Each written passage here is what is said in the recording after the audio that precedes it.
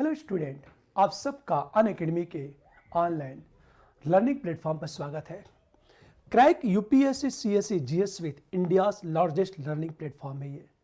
यदि आप सब्सक्रिप्शन लेते हैं या मुझसे जुड़ते हैं तो आपको daily live classes, structure courses, live testing quiz और अनलिमिटेड एक्सेस की सुविधा प्राप्त होगी। अर्थात आप जितनी बार चाहें देख सकते हैं। लेकिन यह सुविधा आपको तभी मिलेगी जब अनअकैडमी के लर्निंग ऐप को आप डाउनलोड करेंगे। मैं अपनी बात करूं, मेरा नाम यशवंत कुमार सिंह है और मैं पिछले 20 वर्षों से यूपीएससी के लिए पढ़ा रहा हूं। प्रेजेंट टाइम में मैं निश्चय आईएएस एकेडमी का डायरेक्टर हूं और मैं economics, governance, internal security, social justice पढ़ाऊंगा आपको। मेरे पढ़ाई में लगभग 100 प्लस बच्चे आईएएस में सिलेक्शन ले चुके हैं। यदि आप अनअकैडमी के ऑनलाइन लर्निंग प्लेटफॉर्म से जुड़ते हैं तो आपको इंडिया के सबसे बेहतरीन टीचर से पढ़ने का मौका मिलेगा, जिसमें मुदित गुप्ता, अमन शर्मा, रोमन सैनी, मृणाल पटेल जैसे टीचर उपलब्ध हैं।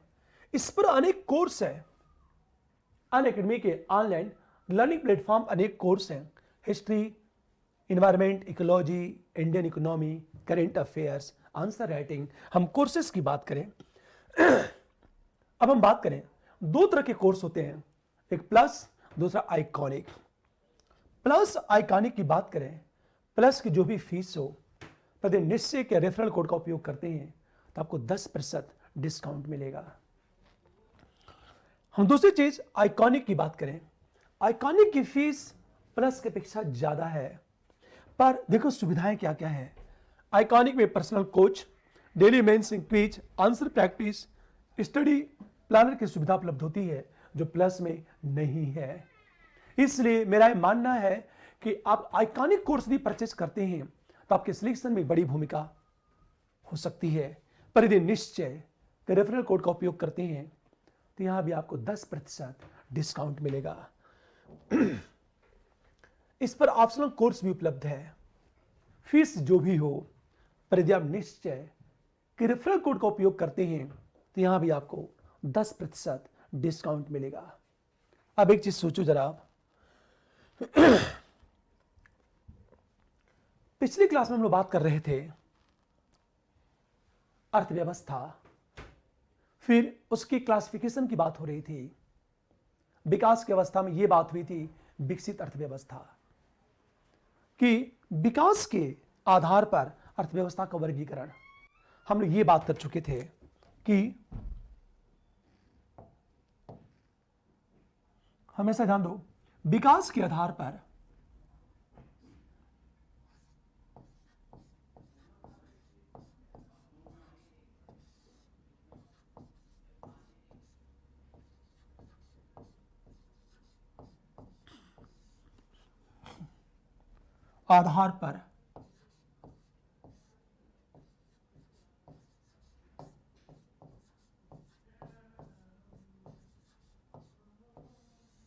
अर्थव्यवस्था का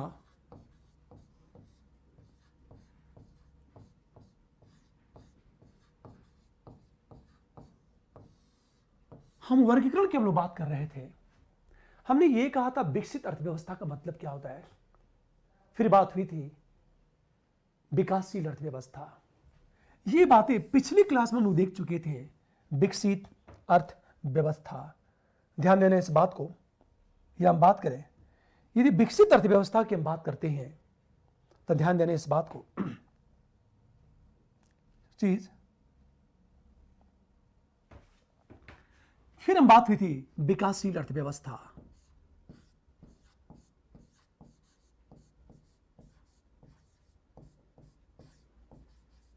देखो आप,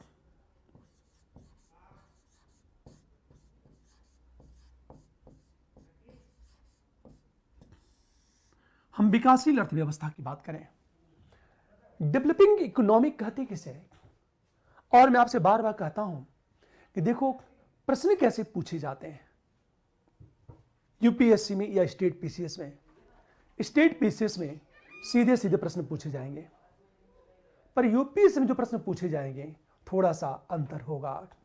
देखो आप, यदि हम विकासशील अर्थव्यवस्था की बात करें कि विकासशील अर्थव्यवस्था का अर्थ क्या है, हम किसे कहते हैं विकासशील अर्थव्यवस्था। यदि हम इसकी बात करें तो वस्तुतः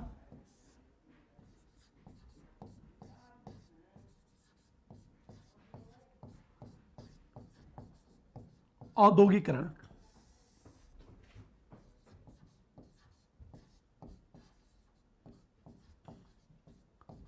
अपेक्षाकृत कम। दूसरी चीज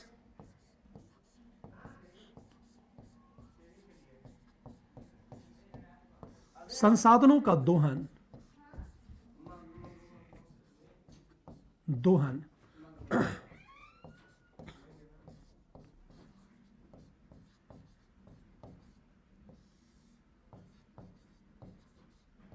अपेक्षाकृत कम।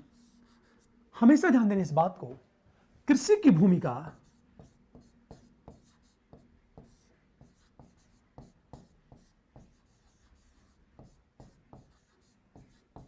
भूमिका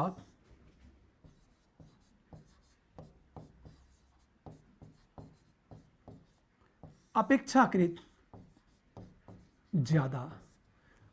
विकासशील अर्थव्यवस्था की जब बात करेंगे, इसकी मीनिंग क्या है, तो विकासशील अर्थव्यवस्था का अर्थ है औद्योगिकरण अपेक्षाकृत कम होता है, विकसित देशों की अपेक्षा अपेक्षाकृत कम। नंबर 2, संसाधनों का दोहन भी अपेक्षाकृत कम। और नंबर 3, कृषि की भूमिका अपेक्षाकृत ज्यादा। हमेशा ध्यान दो, यह विकासशील अर्थव्यवस्था की बात करें, विकसित अर्थव्यवस्था में औद्योगिकरण ज्यादा होता है, विकासशील अर्थव्यवस्था में अपेक्षाकृत औद्योगिकरण कम होता है। लेकिन यह जो विकासशील अर्थव्यवस्था है, इसमें होता क्या है, कृषि पर निर्भर जनसंख्या का बोझ ज्यादा। इसका मतलब यह है कृषि पर निर्भर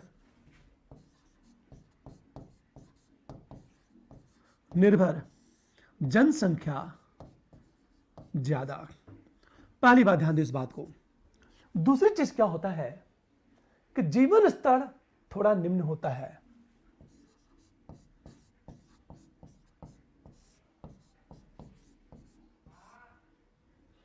अपेक्षाकृत निम्न होता है।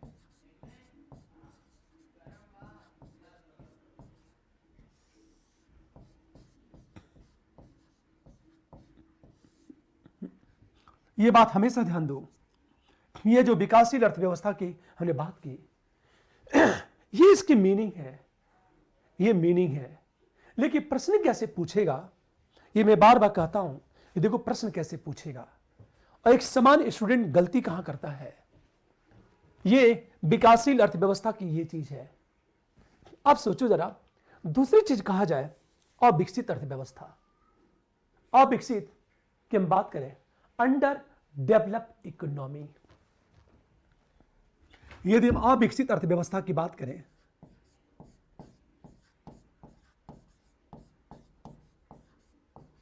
अविकसित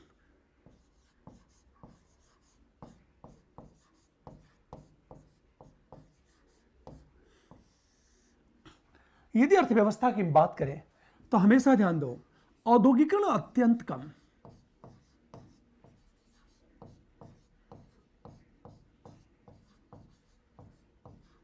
औद्योगिकरण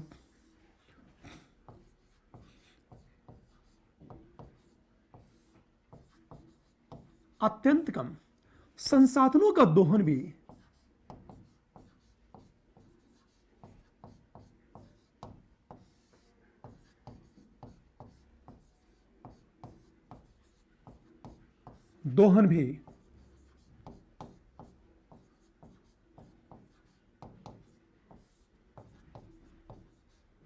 हम अत्यंत कम की बात करें।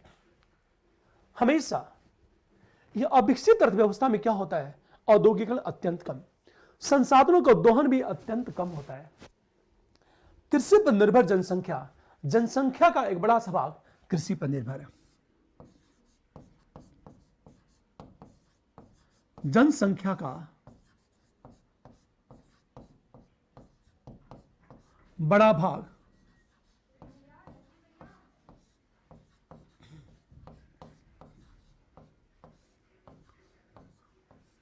कृषि पर हम निर्भर की बात करें। चौथी चीज देखो आप, अर्थव्यवस्था में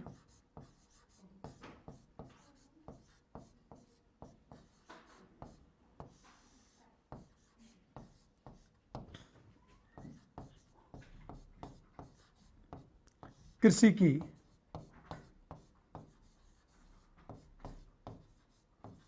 भूमिका ज्यादा।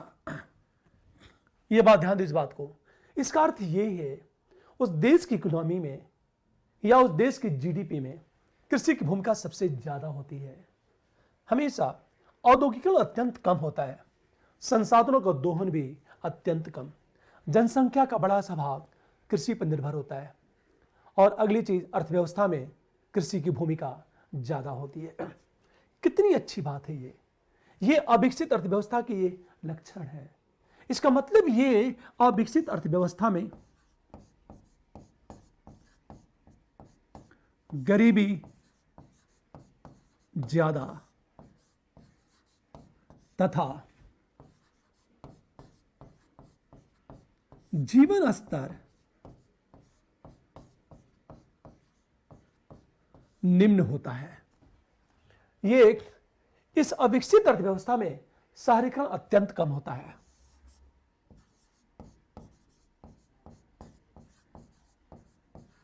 शहरीकरण कम तथा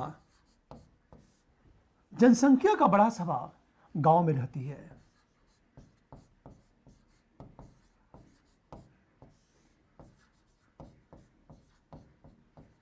बड़ा भाग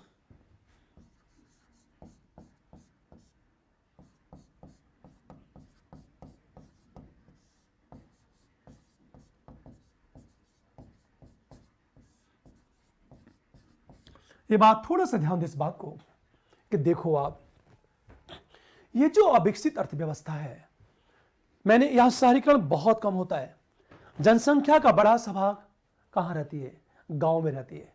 इकोनॉमी में कृषि की भूमिका क्या होती है? बहुत ज्यादा होती है। और जनसंख्या का बड़ा सा भाग कृषि पर निर्भर होता है। इस प्रकार तीन तरह की अर्थव्यवस्था, विकसित, विकासशील और अविकसित अर्थव्यवस्था की बात करें हम लोग। प्रश्न कैसे पूछेगा ये मीनिंग आपको पता होगा, हर जगह मिल जाएगा। पर प्रश्न कैसे पूछेगा ये प्राइमरी है। जैसे मैं एक प्रश्न को उठाता हूं, प्रश्न ये है, निम्न में से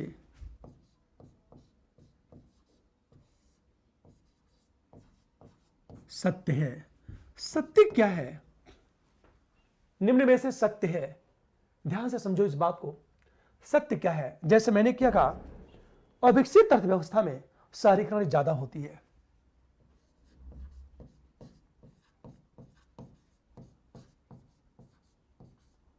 अविकसित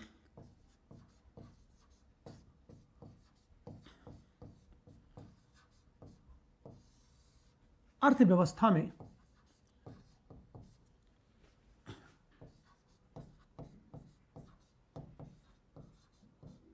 जनसंख्या का बड़ा सा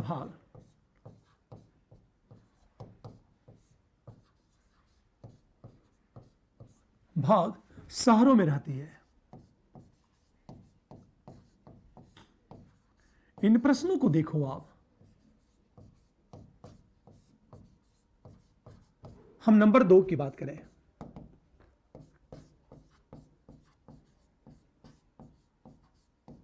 विकसित अर्थव्यवस्था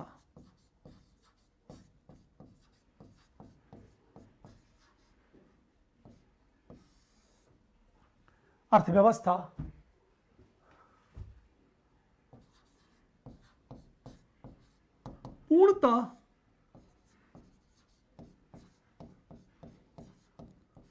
उद्योगों पर निर्भर रहती है, निर्भर होती है। हम तीसरी चीज बात करें,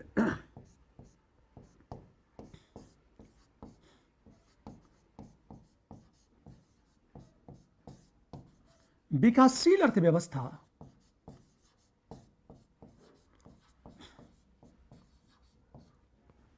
अर्थव्यवस्था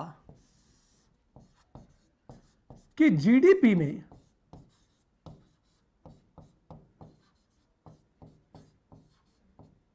कृषि की भूमिका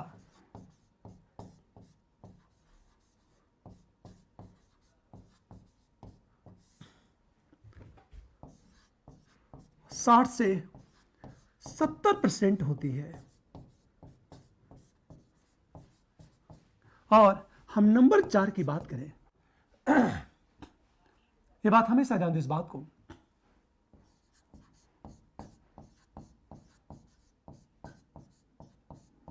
अविकसित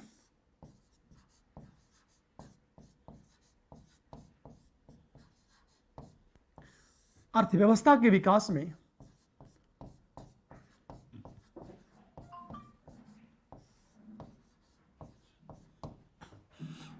में औद्योगिक रोजगार की भूमिका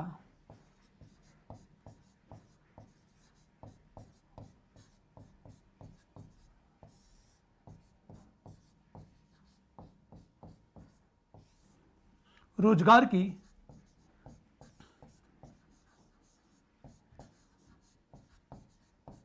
भूमिका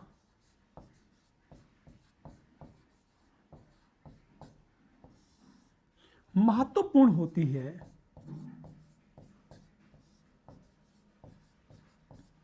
एक बात हमेशा ध्यान दो, प्रश्न को देखो, आप गलतियां कहां करोगे, मैं यही बताना चाहता हूं। मैं आपसे बार बार, कई बार ऐसा होता है आपने सब कुछ पढ़ लिया फिर भी आईएएस का क्वेश्चन बनता ही नहीं है। आप सारी किताबें रट लो, प्रश्न नहीं बनेगा। क्या रीजन है? एक नया लड़का आता है, केवल एक किताब पढ़ता है, बेसिक कॉन्सेप्ट को क्लियर करता है और सारे क्वेश्चन सॉल्व कर ले जाता है।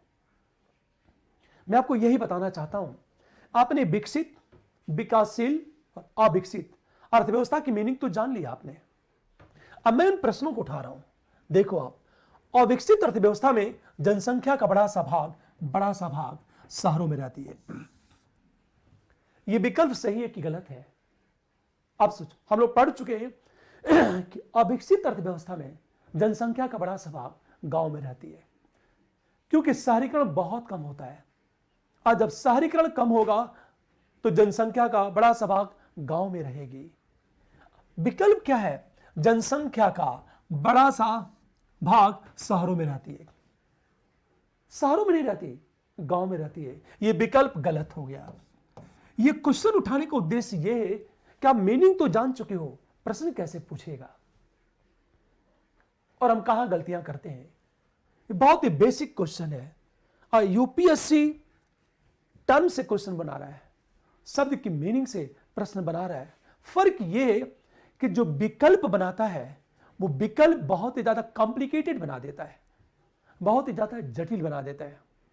वहीं पर हम सब गलतियां कर बैठते हैं। दूसरी देखो आप, विकसित अर्थव्यवस्था पूर्णतः उद्योगों पर निर्भर होती है। पूर्णतः शब्द है, उद्योगों पर निर्भर होती है। यह गलत हो गया। यह गलत क्यों है? आपको लग रहा है कि विकल्प, यूपीएससी ऐसे ही प्रश्न उठाएगा, पूर्णतः उद्योगों पर निर्भर होती है। यह विकल्प गलत हो गया। गलत क्यों हो गया? क्योंकि मैंने पूर्णतः शब्द का प्रयोग किया है। हमेशा ध्यान दो, पूर्णतः मैंने क्या कहा? किसी देश की अर्थव्यवस्था में उद्योग, कृषि और सेवा क्षेत्र तीनों की भूमिका होती है। पूर्णतः उद्योगों पर निर्भर होने का मतलब यह है कि सेवा क्षेत्र और कृषि की भूमिका एकदम जीरो है। ऐसा तो है नहीं। अमेरिका एक विकसित देश है, यूरोप एक विकसित देश है, पर वहां की इकोनॉमी में कृषि की भी भूमिका है, उद्योग की भी भूमिका है और सर्विस क्षेत्र की भी भूमिका है। अब सोचो, यह पूर्णतः शब्द है, पूर्णतः शब्द है।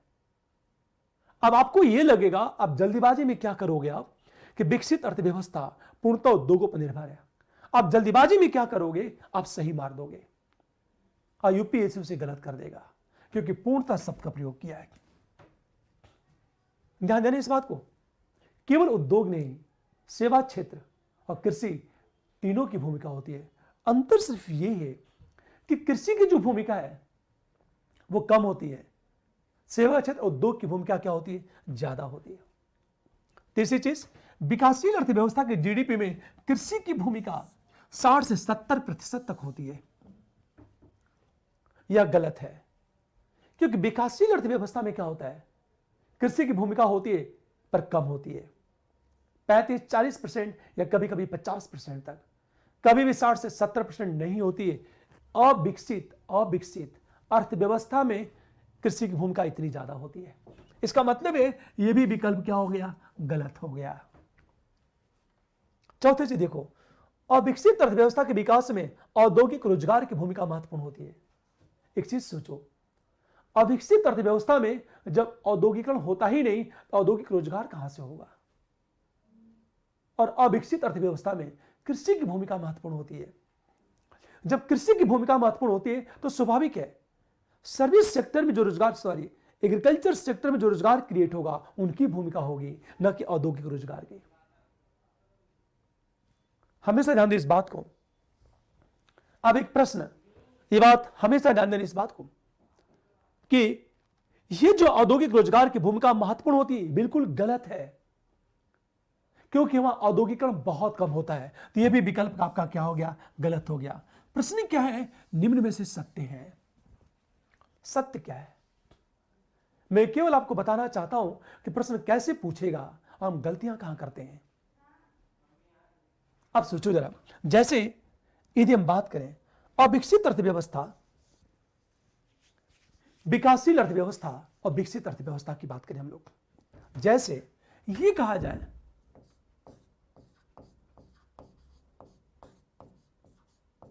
विकसित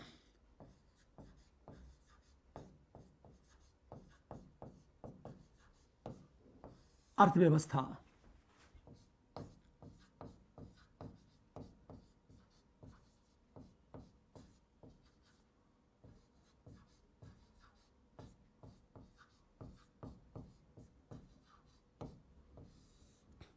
विकासशील अर्थव्यवस्था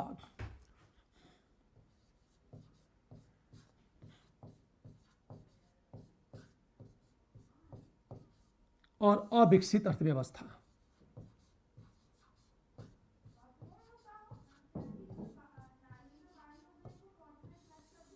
यह बात हमेशा ध्यान दो, एक है विकसित अर्थव्यवस्था, दूसरा विकासशील अर्थव्यवस्था और तीसरा अविकसित अर्थव्यवस्था। तीनों में हम डिफरेंस की बात करें, हमेशा विकसित अर्थव्यवस्था में क्या होता है, कृषि की भूमिका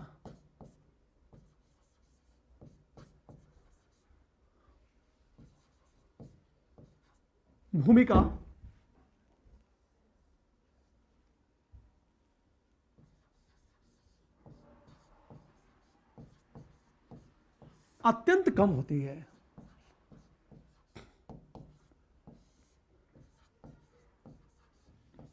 हमेशा ध्यान दो, जो विकसित अर्थव्यवस्था है वहां कृषि की भूमिका अत्यंत कम होती है, भूमिका होती ही नहीं। यहां क्या होता है कि कृषि की भूमिका अपेक्षाकृत ज्यादा,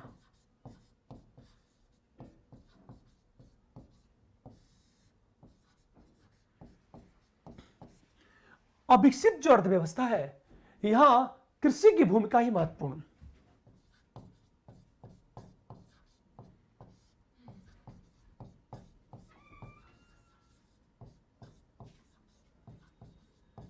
भूमिका ही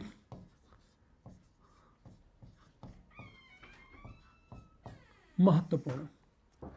ये तीनों में डिफरेंस देखो आप, यहां जो है शहरीकरण सबसे ज्यादा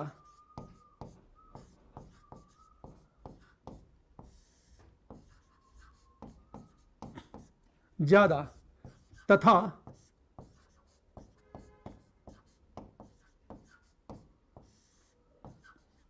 जनसंख्या का बड़ा भाग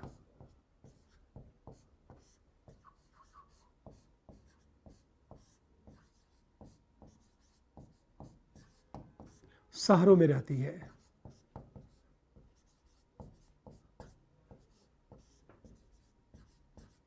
अब देखो आप, ये विकसित अर्थव्यवस्था में ये स्थिति है, शहरीकरण ज्यादा, जनसंख्या का बड़ा सा भाग शहरों में रहती है। पर विकासशील अर्थव्यवस्था में क्या होता है, शहरीकरण अपेक्षाकृत कम।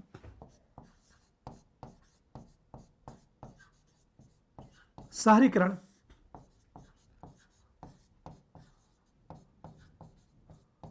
अपेक्षाकृत कम, और अविकसित अर्थव्यवस्था में क्या होता है, शहरीकरण अत्यंत कम।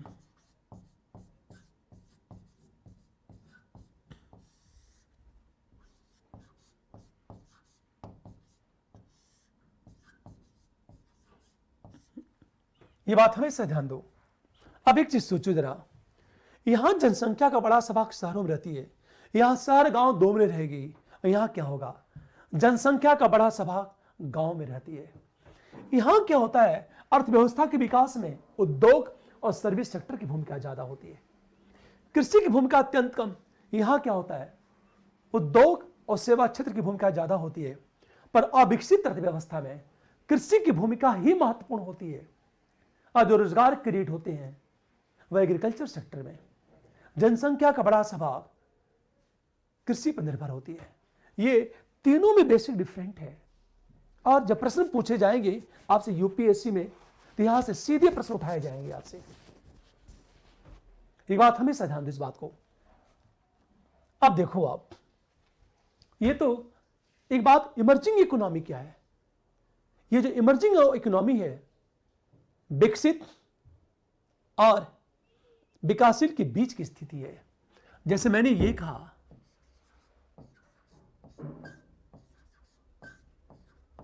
ये जो इमर्जिंग अर्थव्यवस्था है,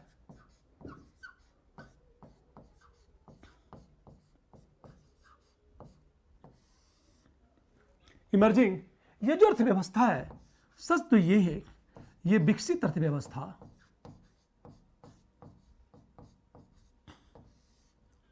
और ये विकासशील अर्थव्यवस्था।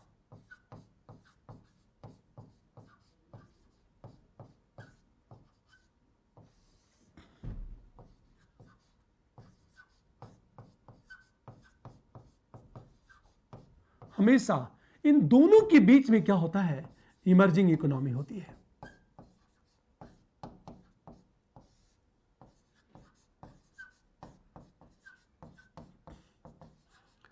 अर्थात न तो विकासशील होती है, न तो पूर्णतः विकसित होती है, लेकिन विकसित अर्थव्यवस्था बनने की ओर वह अग्रसर होती है। उस इकोनॉमी का लगातार प्रयास होता है कि वह विकसित अर्थव्यवस्था में कन्वर्ट हो जाए। जैसे मैंने ये कहा, भारत, रूस, चीन, ब्राजील, ये जो इकोनॉमी है, इन देशों की जो इकोनॉमी है वो इमर्जिंग इकोनॉमी है। भारत, इसका मतलब ये है कि अभी विकासशील अर्थव्यवस्था से ऊपर उठ चुके हैं और ये विकसित अर्थव्यवस्था की ओर मूव कर रहे हैं, जा रहे हैं। तो ये जो इमर्जिंग इकोनॉमी है, ये विकसित अर्थव्यवस्था और विकासशील अर्थव्यवस्था के बीच में पाई जाती है। न तो पूर्णतः विकसित होती है और न तो पूर्णतः विकासशील होती है, इन दोनों के बीच में पाई जाती है यह इमर्जिंग इकोनॉमी। अब सोचो, आप विकसित, विकासशील, इमर्जिंग इकोनॉमी की बात करें, इनमें एक डिफरेंस देखो आप। यदि हम बात करें तो देखो आप, स्थिति ये होती है,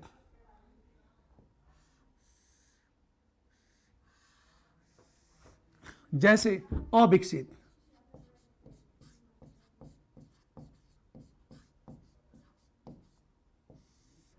विकासशील,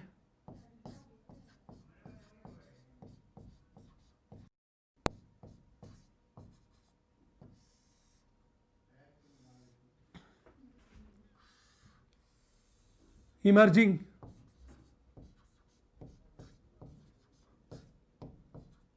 इकोनॉमिक और विकसित इकोनॉमी। विकसित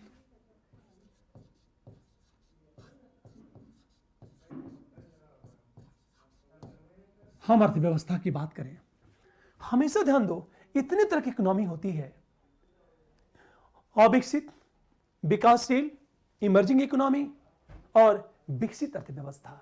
लेकिन हम जैसे जैसे अविकसित से विकसित अर्थव्यवस्था के अग्रसर होते हैं, हमेशा ध्यान दो हम जैसे जैसे इधर अग्रसर होते चले जाएंगे, गैर खाद्यान्न वस्तुओं पर खर्च में वृद्धि, गैर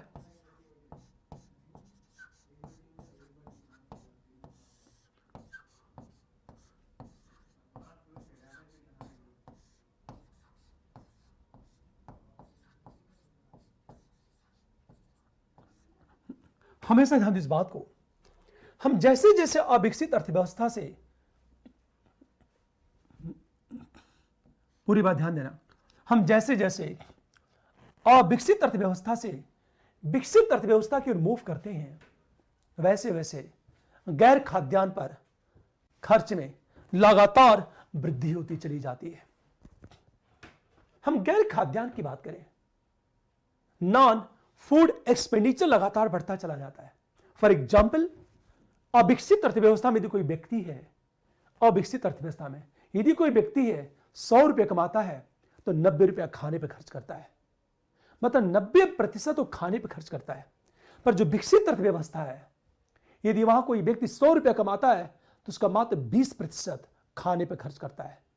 80% गैर खाद्यान्न, मतलब खाद्यान्न को छोड़ के अन्य जितनी चीजें हैं, घूमना फिरना, फ्रिज, गाड़ी, ये तमाम चीजों में पैसे खर्च करता है वो। ये बात हमेशा ध्यान दें इस बात को। हम दूसरी चीज बात करें कि हम जैसे जैसे आगे बढ़ते हैं, सेवाओं पर खर्च में वृद्धि,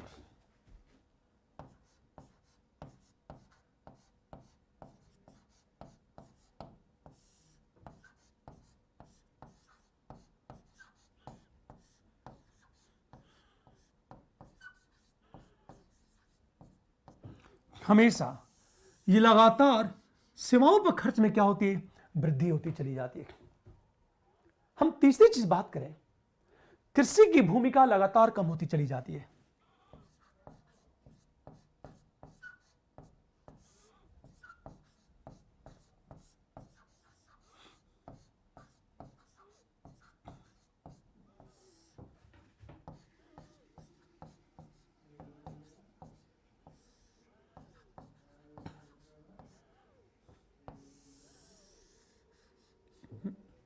ये बात हमेशा ध्यान दें इस बात को, कृषि की भूमिका निरंतर कम होती चली जाती है।